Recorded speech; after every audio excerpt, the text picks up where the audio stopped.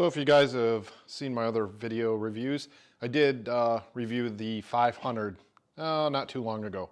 So I was really excited when Jackery announced the 1000 model coming out. If you know anything about Jackery, they are about clean power.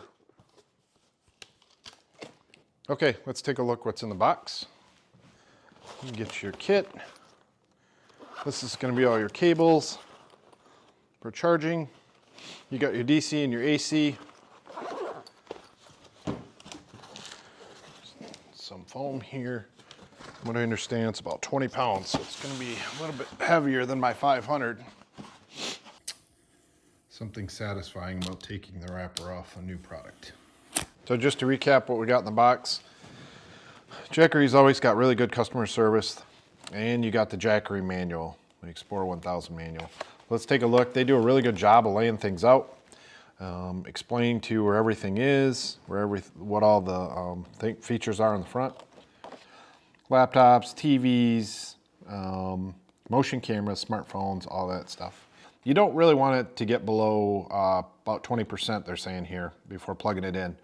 So you got different ways you can plug it in. You got the wall charger at 7.5 hours, electric generator 7.5, about 14 hours by car plug, and 100-watt solar panel, which they have several models you can pick from, which I'm hoping to get one of those to do some more testing, around 17 hours for recharge. So let's go over the details of the unit itself. So we've got DC inputs, a small Anderson connector, got the display button you can press, light up the screen. Looks like it's shipped with about 38%. You got your DC side. You've got to press this button in order to light up this panel area. They added a nice plug, which is a very nice touch from the 500 model I reviewed previously on my channel. Check that out if you're interested in the 500. Maybe I'll do a comparison between the 500 and the 1000. If you guys would like to see that, put that down in the comments. 12 volt, 10 amp. You've got a couple of USB-Cs, and that's 5 volts at 2.4 amps, and quick charge 3.0 for the USB, so it's going to charge your devices up pretty quickly. So this is like charging up smartphones, laptops, that kind of thing. Then over here, really nice, they got a pure sine wave inverter, 110 volt over 1000 watts. So starting on the left side, and we'll just rotate the device around. We've got a flashlight. There's been some controversy. People are like, why they throw the flashlight in? If you're moving this around outside camping, I can actually see the flashlight being pretty handy. It's middle of the night, you just got to your camp, you're setting up. You can quickly turn the light, carry this to where you want to set up and plug things in. You've got a little bit of area light. Kind of a nice touch, I think. You've got the venting for the battery system. In the back, there's really not much. On the top, it's just the traditional handle. Handle does not fold or anything like that. As we turn it to this side, we just have the venting on this side. And we're back to the front. So as you can see, slightly bigger. Slightly bigger overall. Length, height, width, everything's just slightly bigger.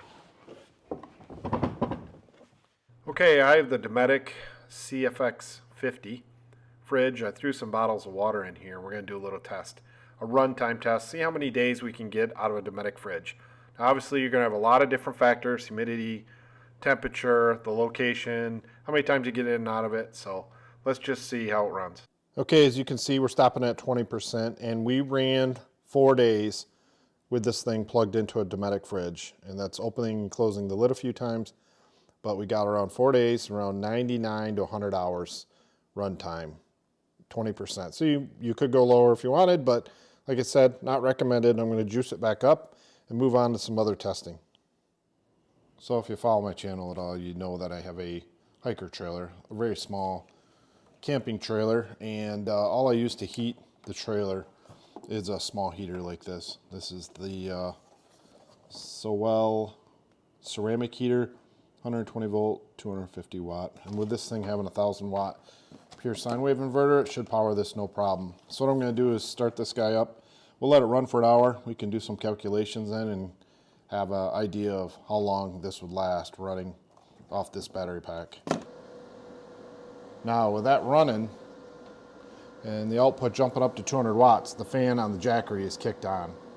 Yeah, definitely feel air sucking in the side of this. But you could run on this Jackery 1000 for a good 3 to 4 hours, definitely, with the testing we showed today. So besides this little heater running on that, I'm going to test out this fan. This is something we absolutely love. It's got a little folding mechanism here. You can hang it from a tree, hang it somewhere. It can stand on a picnic table. You can move it in all different configurations. It does run on 4 AA batteries if you want. It's made by Honeywell. I'll put a link in the description. This does have a USB plug, so we have an adapter to run it to AC. Let's take a look at the display, and we're about 2 watts. So very minimal draw there. So on my camper trailer, I have a very simple electrical system. I absolutely love that. My hiker trailer contains just a single maintenance-free battery, okay? Not lithium, just a standard battery, RV battery. And with this here, I have a NOCO battery charger. This is a new model I'm gonna be putting in my trailer once I get out of storage, but this charges this. And then I have, if I'm plugged into shore power, I'm basically putting power into this, which is tapping off here. And all my electrical system runs off the battery. So I could use this. This is basically becomes a supplemental backup battery to my trailer. Okay, got the Jackery out here. I've seen some videos where guys are running air conditioners in homes with the Jackery 1000. Now, their calculations were probably only run an hour or so, but I'm kind of curious. A lot of teardroppers and small RVers carry the Climate Right 5000. I've got right here. So we're gonna plug it in and give it a try and see if it'll power it. Quick break. Videotaping makes you hungry. So let's get it plugged in. Let's turn it on. Output, it's around 81 watts right now. Start a timer. Jumped up to 923 watts. And it shut off.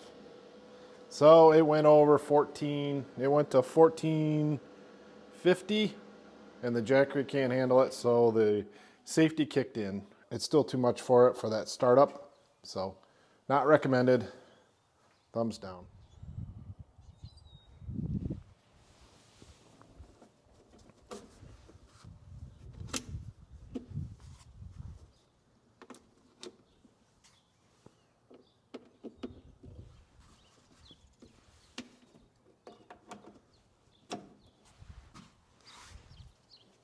So, this is my setup.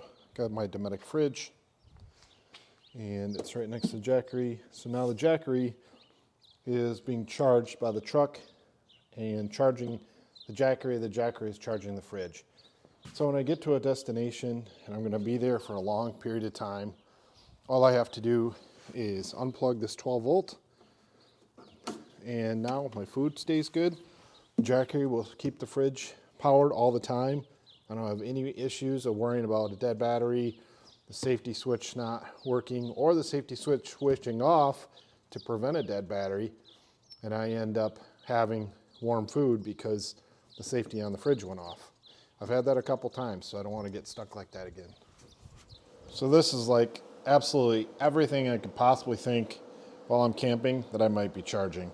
We're running all of these devices, some of them because I don't have enough USBs, I converted, which is not the most efficient way to do it, but it can handle it.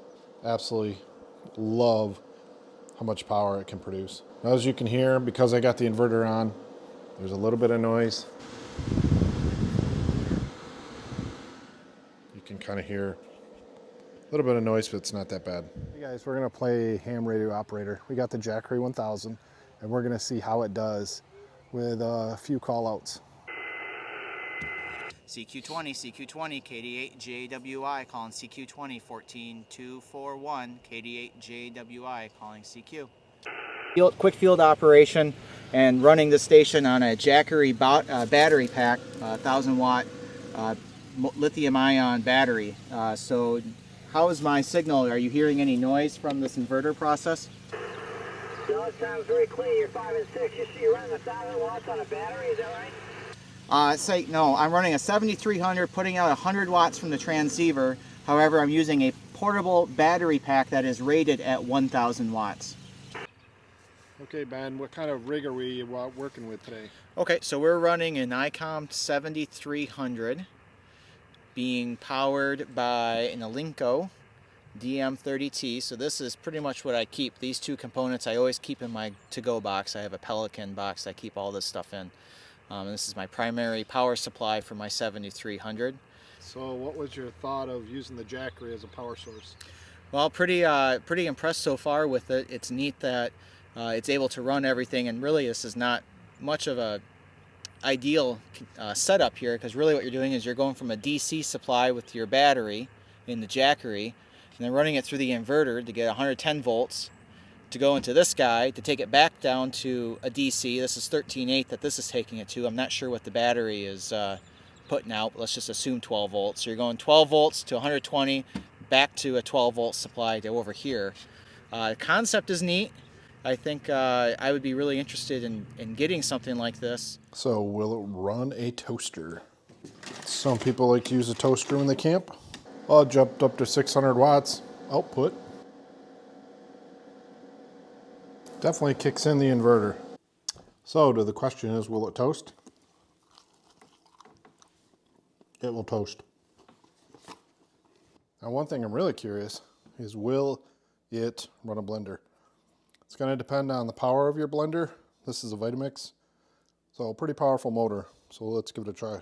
All right, we got the Jackery plugged in, and we're going to start it on variable 1, and then we're going to bring it right on up and see if the Jackery can handle it. Okay, that first time I only had it on like a 2 of the motor, and it started bogging down, and it killed the Jackery safety. So let's try one more time, and let's bring it up quicker this time. Let's see if we can get it to speed quicker.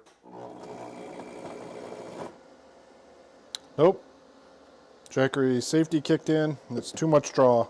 Okay, now that we've kind of thinned out the mixture, it's not all frozen chunks, just parade, if the Jackery will handle it.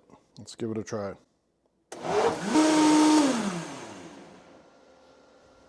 Okay.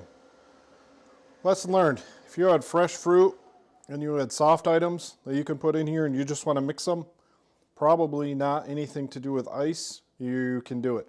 It jumped up the output to about 750, so it can handle it like that.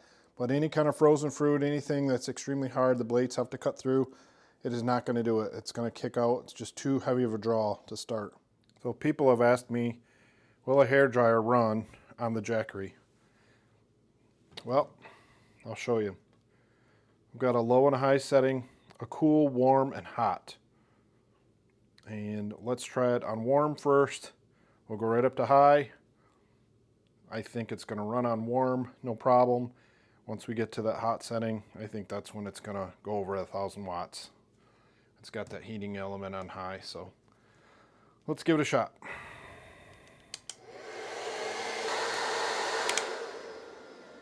Okay, that was running it for a minute, and it got up to about 800, just over 800 for the output side. So it will run on warm, on speed high, without a problem.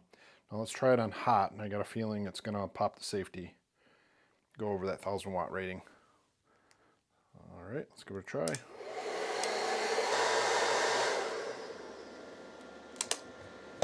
And the Jackery just shut down. Safety kicked in, jumped up to about 1,500 watts on the output side. So will it run a blow dryer? It will on warm on a low setting.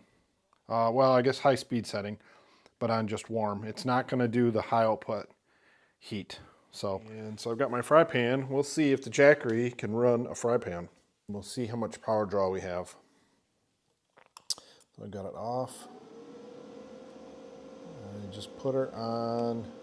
We're gonna go 250 to start. We'll see how it handles it. Ooh, it's right at the brink. 962 watts. Oh, I can hear the potato starting to sizzle. The fan kicked on the inverter. Oh, it's right on the brink. It's still running, but I don't think it's gonna run long. Nope, it just kicked out. Will the Jackery run a frying pan? I would say no. Okay, you guys probably want to know my final thoughts. What do I think about this thing? This thing is a powerhouse, absolutely powerhouse. iPads, cell phones, flashlights, the fan, the heater, the portable fridge, everything like that. This thing's going to handle no problem and have a really long run time. Absolutely love that about it. The fry pan, the air conditioner, the hair dryer, the large mixer, those are no-goes. I would not recommend those. As you saw from my testing, they would kind of kick out. This just not quite enough power. What are the three things I really love about it? This thing's built tough. It's built like a tank. Two, it lasts forever. It has good power output. And the third thing is I like the USB-C and the quick charging capability. That's absolutely awesome. Glad that they added that feature. Now, cons. What are my cons? It was a little bit underpowered on some of those items. Those items that I tested, I typically don't take those. I'm using this for camping. I'm not using this for home use unless it's a power outage, and then I'm just looking for lights and charging phones and so on. I'm not looking for running something big outside of my portable refrigerator. That was the main thing I wanted something like this for, is a portable refrigerator. I don't have the solar panel set up. It's on back order. They are completely sold out of them with everything going on. They're having a hard time getting them. So when they come in, I'm hoping to hook up a solar panel and do some more testing with that. So I do like the options for the input.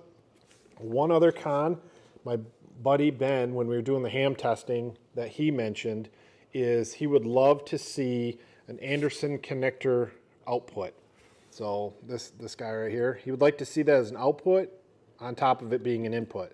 So the input helps obviously with solar panels and so on, but the output would be really, really nice to be able to plug in his ham equipment. A lot of things in the ham world run on Anderson connectors. And yeah, so this is a great pack for the ham operator that wants to be portable. We absolutely love the thing. Had a blast that afternoon. I've tested this thing for going on just over 2 weeks now and threw a lot of things at it, and it held up like a champ. I highly, highly recommend this. If you guys have any questions, put them down below in the comments. We can get a conversation going. What do you guys think of it? Do you think this is a worthy competitor to the other products that are out there? I sure do. I really like it. I'm looking forward to using it on some trips when things get back to normal. And any other comments, put them down below. Like, share, and subscribe, and we will see you guys on the next video. Thanks for watching.